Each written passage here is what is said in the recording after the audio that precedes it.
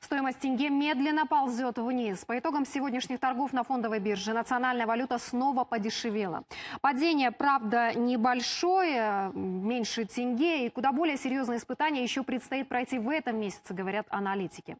На стоимость казахстанской валюты может повлиять решение стран ОПЕК о снижении уровня добычи нефти. Сказаться могут и итоги заседания Федеральной резервной системы США.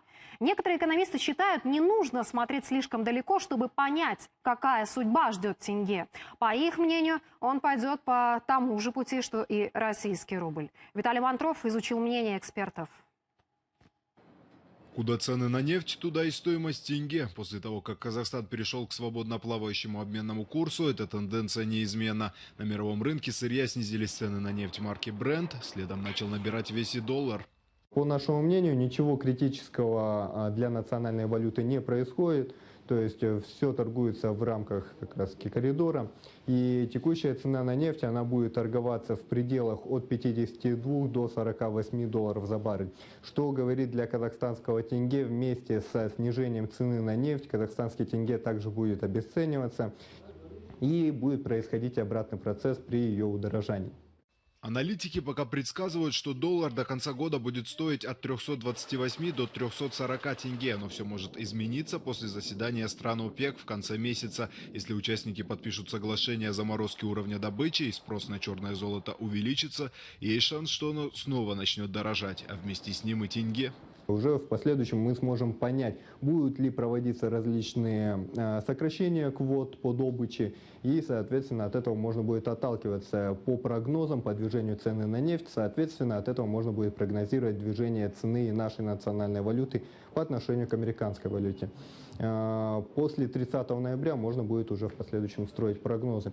На текущий момент считаю, что курс национальной валюты по отношению к доллару США будет варьироваться около 340 тенге за 1 доллар США. Влияние на курс валют может оказать и заседание Федеральной резервной системы США в этом месяце. Если произойдет изменение базовой ставки, казахстанская валюта непременно отреагирует. Повышение ожидается, но состоится оно в этот раз или ставка будет сохранена в том коридоре 0,25-0,5, как она была до сих пор, еще не ясно, но мне кажется, резких движений не будет. Потому что удорожание доллара США автоматически влияет на сырьевые рынки, могут снизиться цены на нефть. Это, в свою очередь, скажется на нашем курсе тенге и на таких же развивающихся рынках, как наш.